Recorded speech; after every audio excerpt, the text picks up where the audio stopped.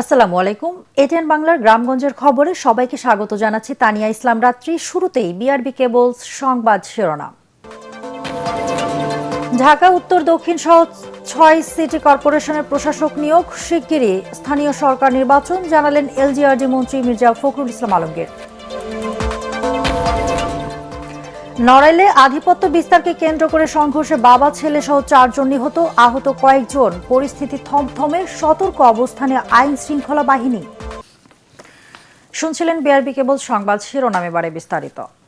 ঢাকা উত্তর, ঢাকা দক্ষিণ সহ দেশের ৬টি সিটি কর্পোরেশনের প্রশাসক নিয়োগ দিয়েছে সরকার। রাষ্ট্রপতির আদেশক্রমে স্থানীয় সরকার বিভাগের সিটি কর্পোরেশন ১ শাখা থেকে এই সংক্রান্ত প্রজ্ঞাপন জারি করা হয়। ঢাকা দক্ষিণ সিটি কর্পোরেশনের প্রশাসক হিসেবে নিয়োগ পেয়েছেন মোহাম্মদ আব্দুস সালাম এবং মোহাম্মদ শফিকুল ইসলাম খানকে ঢাকা উত্তর সিটি কর্পোরেশনের দায়িত্ব দেওয়া হয়েছে। এছাড়াও খুলনা সিটি কর্পোরেশনে নজরুল ইসলাম মঞ্জু, সিলেটে আব্দুল কায়ুম চৌধুরী, নারায়ণগঞ্জে মোহাম্মদ সাখাওয়াত হোসেন খান এবং গাজীপুর সিটি কর্পোরেশনের প্রশাসক হয়েছেন মোহাম্মদ শওকত হোসেন সরকার। নিয়োগকৃত প্রশাসকগণ সিটি কর্পোরেশনের মেয়র এর ক্ষমতা প্রয়োগ এবং দায়িত্ব পালন করবেন। তারা বিধি মোতাবেক ভাতা পাবেন। জনস্বার্থে জারিকৃত এই আদেশ অবিলম্বে কার্যকর হবে। এদিকে দ্রুতই স্থানীয় সরকার নির্বাচন দেওয়া হবে বলে জানিয়েছেন এলজিআরডি মন্ত্রী ও বিএনপির মহাসচিব মির্জা ফখরুল ইসলাম আলমগীর। সকালে দলের নয়াপল্টন কেন্দ্রীয় কার্যালয়ে সাংবাদিকদের তিনি এই কথাও জানান। ৬টি সিটি কর্পোরেশনে প্রশাসক নিয়োগের ফলে নির্বাচন বিলম্বিত হবে না বলেও জানান তিনি। তারেক রহমান সাহেবের নেতৃত্বে যে বাংলাদেশ জাতীয়তাবাদী দল, তার নেতৃত্বে আরো শক্তিশালী হয়ে উঠবে এবং এই সরকার, যে সরকার গঠন করা হয়েছে তার নেতৃত্বে, সেই সরকার সফল হবে বাংলাদেশকে তার ইচ্ছিত লক্ষ্যে নিয়ে যেতে। স্থানীয় সরকার নির্বাচনের বিষয়ে কত নিয়মকানুন আছে তো সরকারি এবং যে প্রথাগুলো আছে সেগুলো কতগুলো মেয়াদ আছে, কতগুলো মেয়াদ শেষ হয়ে গেছে, সবগুলোকে এক জায়গায় নিয়ে এসে আমরা সরকারের তরফ থেকে একটা সঠিক সময়ে এই নির্বাচনগুলো দেওয়ার ব্যবস্থা আমরা করবো। তবে নিঃসন্দেহে এই নির্বাচনকে প্রাধান্য দেওয়া হবে। নড়াইল সদর উপজেলায় আধিপত্য বিস্তারের জেরে ২ গ্রুপের সংঘর্ষে বাবা ছেলে সহ উভয় পক্ষের ৪ জন নিহত হয়েছেন। এ সময় গুরুতর আহত হন আরো কয়েকজন। এলাকায় থমথমে পরিস্থিতি বিরাজ করছে। নড়াইল থেকে জহির ঠাকুরের পাঠানো তথ্য ছবি নিয়ে রিপোর্ট, আরো জানাচ্ছেন আশিকুর রহমান। ভোর ৫:৩০টার দিকে উপজেলার বড়কুলা গ্রামের সিংহশোলপুর ইউনিয়নের সাবেক চেয়ারম্যান খায়ের এবং খলিল গ্রুপের মধ্যে এই সংঘর্ষের ঘটনা ঘটে। এরা ৩ ভাই ডাইরেক্ট গুলি করেছে ২০ রাউন্ডের উপরে এবং লাশের পেটে এখন গুলি আছে। সেনাবাহিনী ডাইরেক্ট গুলি পাইছে, লাশের পেটে গুলি আছে। গুলি মানে মরার পরে লাস্টে ওরা গুলির চিহ্ন না থাকার কারণে ওরা ভেলাতে কুয়ায় পেট ফেলে থেকে গেছে। স্থানীয়রা জানায়, সিংহশোলপুর ইউনিয়নের সাবেক চেয়ারম্যান খায়ের ও খলিলের লোকজনের মধ্যে দীর্ঘদিন ধরে বিরোধ চলছিল। এর জেরে ভোরে সাবেক চেয়ারম্যান খায়েরের কর্মীরা বড়কুলা এলাকার নিজ বাড়িতে ঢুকে খলিল ও তার ছেলে তাহাজ্জুদ হোসেনকে তুলে নিতে আসে।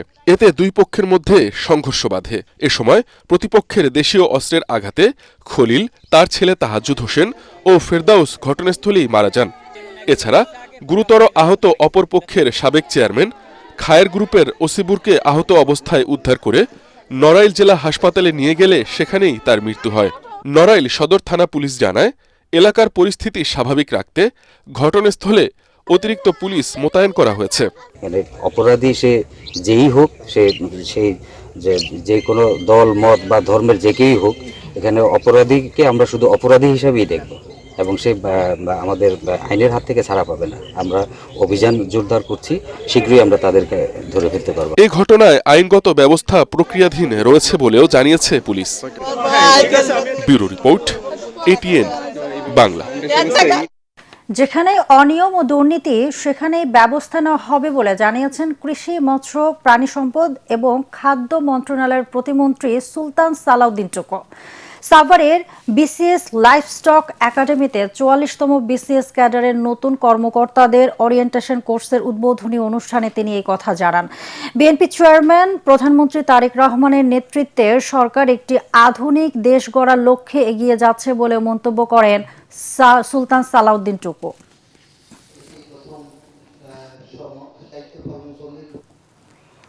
পিরোজপুরের বেকুটিয়া সেতুর একাংশ 1 বছর ধরে অন্ধকারে ডুবে গেছে। 750 মিটার বৈদ্যুতিক তার চুরি হওয়ার পর থেকেই সন্ধ্যার পর ঝুঁকি নিয়ে চলাচল করছে যানবাহন ও পথচারীরা। স্থানীয়দের অভিযোগ, দীর্ঘদিনেও সমস্যার সমাধান হয়নি। এতে বাড়ছে দুর্ঘটনা, ছিনতাই ও অপরাধের আশঙ্কা। পিরোজপুর থেকে শফিকুল ইসলাম মিলনের পাঠানো তথ্য ছবি নিয়ে রিপোর্ট জানাচ্ছেন আশিকুর রহমান। খুলনা বরিশাল মহাসড়কের গুরুত্বপূর্ণ সংযোগস্থল অষ্টম বাংলাদেশ চীন মৈত্রী সেতু, স্থানীয়ভাবে যা পরিচিত বেকুটিয়া সেতু।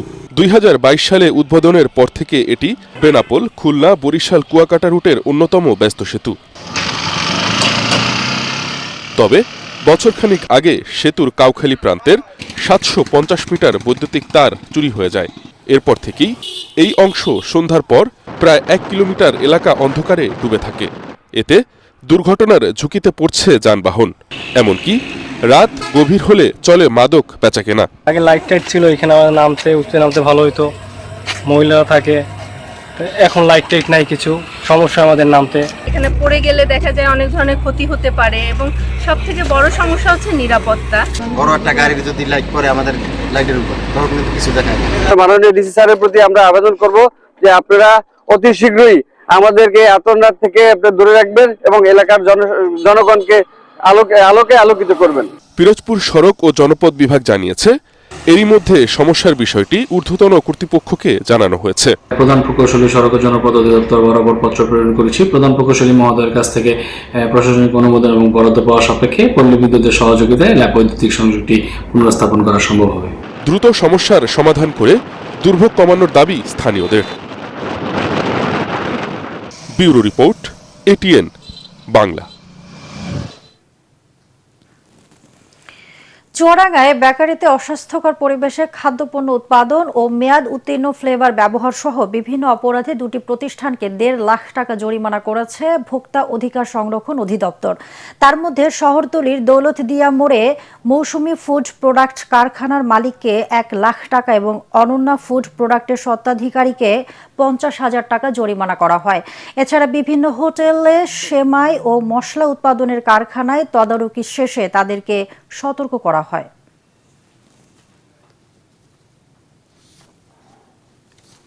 হবিগঞ্জ সদর উপজেলা দক্ষিণ তেঘরিয়া গ্রামে পারিবারিক বিরোধকে কেন্দ্র করে প্রতিপক্ষের বিরুদ্ধে জমি দখলের চেষ্টা, গাছ কাটা, দুজনকে কুপিয়ে জখম এবং শ্লীলতাহানির অভিযোগ উঠেছে। এই ঘটনায় ভুক্তভোগী নারী ফজর চান বাদী হয়ে আরফান আলী ও খুরশেদ আলী সহ 7 জনকে আসামি করে আদালতে একাধিক মামলা দায়ের করে তাদের বিরুদ্ধে আইনানুগ ব্যবস্থা নেওয়ার দাবি জানিয়েছেন।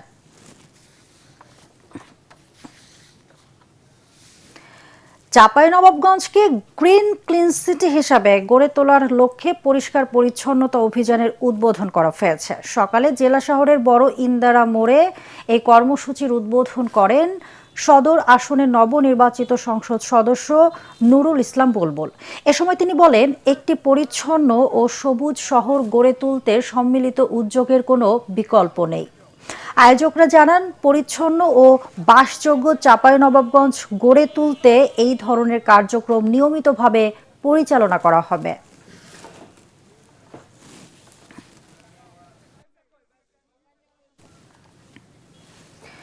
দর্শক, পরবর্তী সংবাদ দেখার আমন্ত্রণ জানিয়ে এখনকার মতো শেষ করছি। এটিএন বাংলা সংবাদ ইউটিউবে দেখতে ব্রাউজ করুন youtube/ATN বাংলা নিউজ। ধন্যবাদ সবাইকে।